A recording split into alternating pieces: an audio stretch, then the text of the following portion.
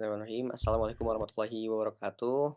Di sini saya akan menjelaskan atau mempresentasikan project management plan dengan proyek pengelolaan dan pengembangan website resmi Dinas Pariwisata dan Kebudayaan Provinsi DKI Jakarta. Yang pertama saya akan memperkenalkan diri terlebih dahulu. Nama saya Muhammad Rian Syahlisan dan ada tiga teman saya. Yang pertama Kurniawan, yang kedua Syahrul Ramadan, yang ketiga Rocky. Dari introduction, PT Multibina Kreasi ini adalah badan usaha berpengalaman yang mengerjakan proyek nasional dan saat ini masih memiliki kualifikasi yang tentunya sudah memenangkan proyek ini dan dapat mengerjakan proyek-proyek dengan subklasifikasi sebagai berikut: bidang jasa perencanaan dan perencanaan perkotaan, bidang jasa perencanaan wilayah, bidang jasa perencanaan dan perancang lingkungan, bangunan, dan lanskap, jasa, desain rekayasa untuk konstruksi, pondasi, serta struktur bangunan, jasa desain rekayasa untuk pekerjaan teknik sipil air, jasa desain rekayasa untuk pekerjaan teknik sipil transportasi. Profil dari, eee, perusahaan ini PT Multibinas nama badan usahanya PT Multibina Sehat Kreasi dengan alamat Taman Pondok Kelapa Blok D12 Jalan Raya Pondok Kelapa yang berlokasikan di kota Jakarta Timur. Eee, Bentuk badan usaha ini adalah sudah menjadi PT dan, asosiasi Perkindo. Pengalaman mu eee, Pengalaman dari PT ini, dari 27 Mei 2012 sampai 24 Agustus 2013 yang sudah menyelesaikan proyek identifikasi dan pemetaan potensi pulau-pulau kecil di Provinsi Sulawesi Tengah, Sulawesi Utara, dan Maluku, dengan nilai pekerjaan sebesar 560 jutaan. Yang kedua ada, yang sudah menyelesaikan proyek pada 16 Maret 2012 sampai 16 Mei 2012 dengan judul proyek perencanaan pengembangan gedung laboratorium pengelolaan pengolahan produk dan bioteknologi kelautan dan perikanan atau KPP, eee, dengan nilai pekerjaan sebesar 70 juta. Yang ketiga ada menyelesaikan proyek pada 30 Mei 2012 sampai 29 Juni 2012 dengan judul proyek jasa konsultasi perencanaan pembangunan gedung loka, penelitian dan pengembangan mekanis mekanisasi pengelolaan hasil perikanan Bantul atau DIY dengan, eee, nilai pekerjaan 169 juta. Lalu 7 November 2013 sampai 3 Desember 2013, PT ini sudah menyelesaikan proyek perencanaan penyusunan Master Plan Megaminapolitan Kabupaten Moratai dengan pekerjaan sebesar 350 juta. Lalu ada satu lagi, pada tanggal 1 November 2012 sampai 28 Desember 2012 yang sudah menyelesaikan proyek jasa konsultasi DED atau Pusat Pelayanan Kesehatan Terpadu atau PPKT dengan nilai pekerjaan sebesar 347 juta. Eee, Project Scope Management atau pada proyek pembuatan website Dinas Resmi Pariwisata dan Kebudayaan. Scope Management merupakan tanggung jawab dari project manager. Skop pada proyek website ini diidentifikasi dengan menuliskan runtut mulai dari deskripsi skop proyek website, project constraint, produk acceptance, kriteria, produk requirement dan karakteristik dan deliverables yang disesuaikan pula dengan work breakdown, struktur atau WBS. Project manager dan stakeholder akan menetapkan dan menyetujui dokumen ini yang di dalamnya terdapat prosedur untuk mengetahui batasan atau ruang lingkup proyek. Oke, untuk selanjutnya di sini ada roles dan responsibilities akan dijelaskan oleh saya, Sahrul Ramadan.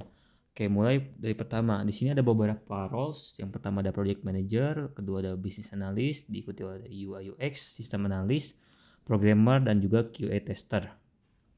Oke, di sini setiap roles memiliki responsibility-nya masing-masing. Misalkan kita lihat dari project manager. Project manager ini dia berperan lebih ke menentukan ya, jadi menentukan sesuatu dan menyetujui sesuatu yang terjadi dalam perjalanan atau pengembangan proyeknya.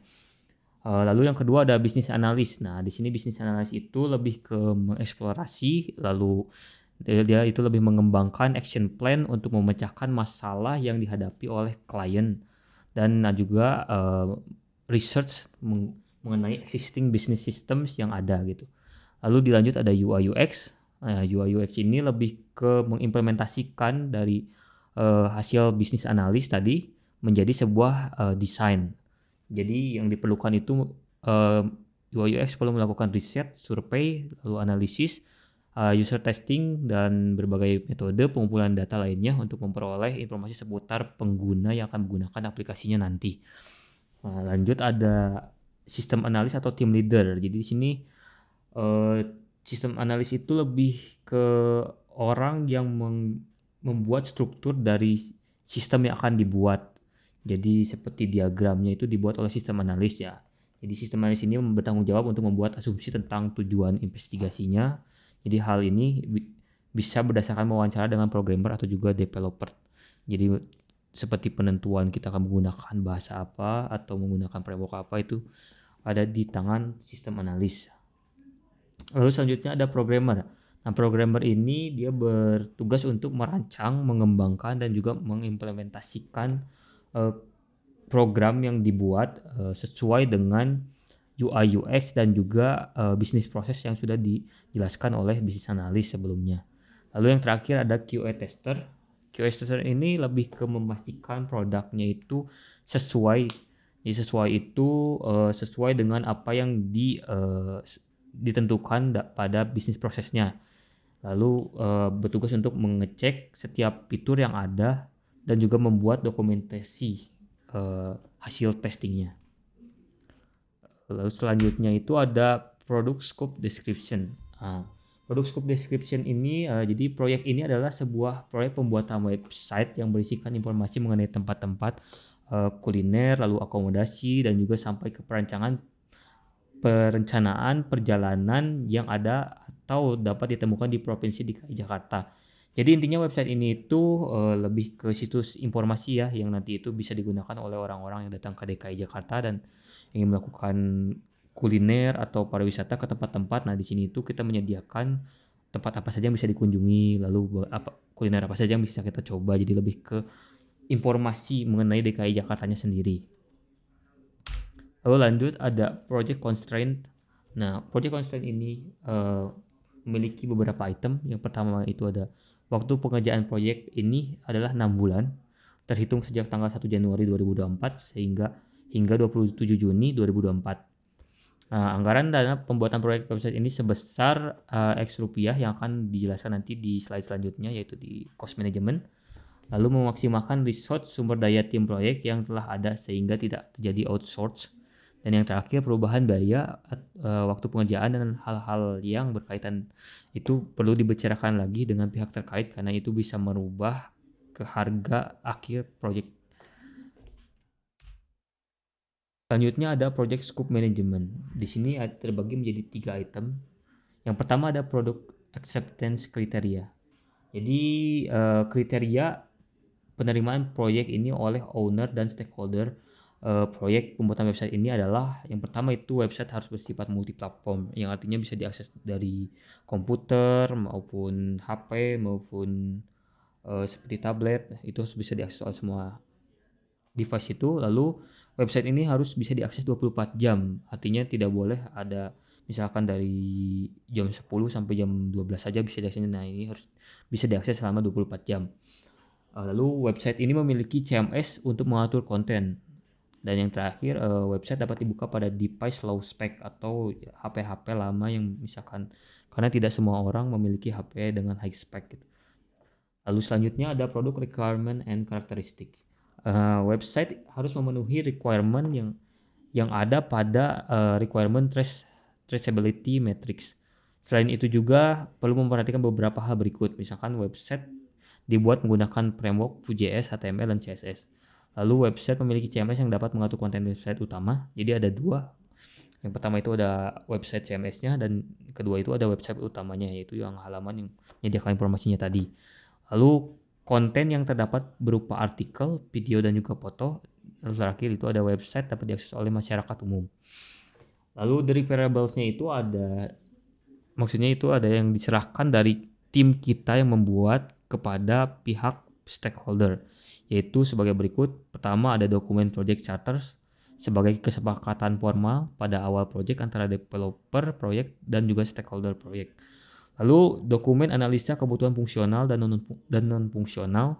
Lalu ada dokumen manajemen plan dan terakhir itu ada produk akhirnya yaitu berupa website.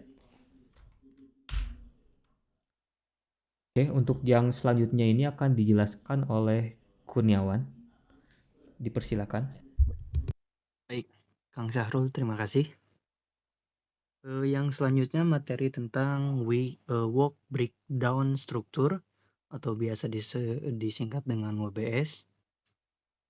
WBS itu adalah suatu metode untuk menguraikan proyek besar itu menjadi bagian-bagian yang lebih kecil yang nantinya dapat dikelola untuk diidentifikasi, diukur dan dikelola untuk mewakili proyek pekerjaannya itu bagaimana. Nah, yang pertama itu analisa dan desain sistem. Itu ada rincian pekerjaannya itu seperti requirement gathering, membuka kamus data, membuat dokumen bisnis logic, membuat diagram IRD, dokumentasi analisis dan desain sistem. Kemudian yang kedua itu desain aplikasi dengan rincian pekerjaan, membuat mockup untuk aplikasi CMS dan aplikasi utamanya, dan membuat dokumentasi desain. Dan yang ketiga proses development, yaitu rincian pekerjaannya, membuat base project, membuat sistem back end, lalu membuat tampilan website front end, membuat dokumentasi dan bug fixing kalau terdapat ada bugs. Yang kemudian keempatnya itu proses testing QA. Dengan rincian pekerjaan melakukan testing program, membuat catatan bug yang perlu diperbaiki, dan membuat dokumentasi test case yang sudah dicoba. Lalu yang kelima proses deployment production dengan rincian pekerjaan setup infrastruktur server, deployment website. Dan yang keenam UAT dan training klien dengan rincian pekerjaan, tes dengan klien pada environment production, dan pelatihan kepada klien. Dan yang terakhir adalah maintenance dengan rincian pekerjaan melakukan pemeliharaan sistem selama garansi aplikasi atau proyek itu masih dalam waktu garansi yang ditentukan. Kemudian project time schedule management. Jadi sesudah membuat WBS tadi, kita akan membuat jadwal pelaksanaan proyek dengan melihat dari pekerjaan sebelumnya, dan sesudah pekerjaan dengan jumlah hari yang telah ditentukan, adapun penjadwalan yang digunakan dengan Gantt chart ya, kita menggunakannya dengan Gantt chart seperti ini nih, gambar di samping itu sebuah bagan atau batang ya berbentuk horizontal yang menggambarkan tugas-tugas proyek berdasarkan kalender penjadwalan proyek. Jadi keuntungan menggunakan Gantt chart ini yaitu yang pertama itu sederhana dan mudah dipahami sih. Seperti ada durasinya sama tanggal sama waktunya gitu. Untuk tanggal-tanggalnya atau jam kerja tidak ada ya di sini. Durasi pekerjaan itu berapa hari ada di gambar, bisa dilihat. Yang nama pekerjaan itu sama seperti WBS yang sebelumnya. Boleh slide selanjutnya. Yang selanjutnya yaitu project cost management. Jadi project cost management itu dibagi ada 2, ada cost estimation dan cost budgeting. Sebenarnya ada 3 sih, satu lagi itu cost control kalau nggak salah. Yang pertama dulu itu cost estimation. Jadi si cost estimation itu adalah proses cost management plan yang diperlukan untuk menggambarkan variansi biaya yang akan dikelola dalam proyek. Estimasi itu ya estimasi dari keseluruhan. Jadi di bawah ini kita menggunakan metode bottom up estimating atau estimasi berdasarkan setiap paket kerja terkecil dan menjumlahkan seluruhnya hingga diperoleh biaya total dari sebuah proyek. Yang pertama itu bisa dilihat di gambar di sebelah samping. Bagian project management itu terdiri dari seperti tadi ya yang disebutkan Pak Sahrul.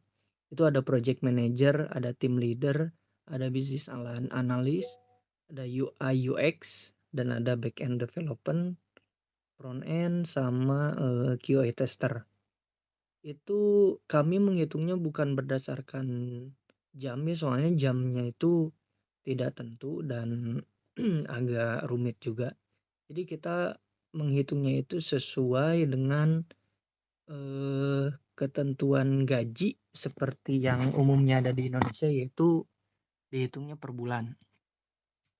Jadi untuk project manajernya itu 6 bulan selama project berjalan ya. Tim leader sama bisnis analis cuman 1 bulan, soalnya cuman awalnya buat proyeknya itu di analisisnya dulu. Terus UI UX sama back end developer nih sama front end developer itu lumayan, soalnya membutuhkan waktu juga. Dan di sebelah kanan itu ada cost unit per month. Untuk ini harganya 20 juta itu untuk project manager. Project manajernya aja. Nah, ke bawahnya juga beda-beda sih. Selain project manajemen, yang sebelumnya ada ada ini juga kebutuhan hardware sama software kayak lisensi, software development, dan ada testing juga. Testing juga itu dari 10% dari total biaya hardware sama software.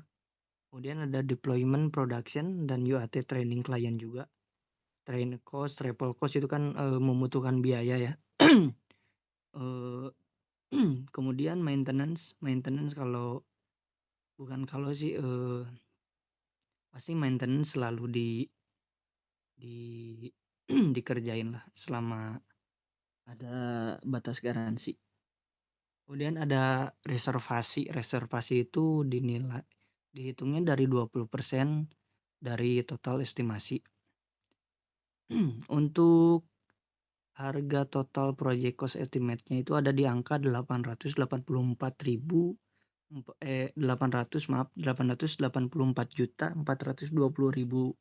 rupiah, dan dengan kami dicek di LPS-nya itu sekitar 1,5 M-nya. Ini baru estimasi. Kemudian yang keduanya itu ada cost budgeting. Bisa lanjut. Nah, cost budgeting itu proses cost dalam manajemen proyek yang berkaitan dengan alokasi dan pengendalian anggaran biaya proyek. Ini lebih ke umumnya dari cost estimasi tadi. Jadi dari mana estimasi tadi didapat, yaitu dari sini, dari cost budgeting. Ini ada 6. 6 bulan selama waktu proyek ini berjalan. Kemudian, sama uraiannya juga seperti WBS tadi dan, personelnya, non personel sama reservasi, hitungannya masih sama. Yang bedanya itu ini lebih lebih spesifik untuk seperti ini UI UX sama back end, front end, QA tester itu ada 2 orang, terus hardware-nya itu butuh butuh 8 soalnya kan ada bisnis analis, ada UI UX-nya itu bukan satu orang, lebih dari satu orang. Mungkin segitu cukup ya. Silakan, Pak Rian dilanjut. Oke, terima kasih Kurniawan. Mungkin itu saja, sekian penjelasan dari kami mengenai proyek manajemen plan, pengelolaan, dan pengembangan website resmi Dinas Pariwisata dan Kebudayaan Provinsi DKI Jakarta. Wassalamualaikum warahmatullahi wabarakatuh.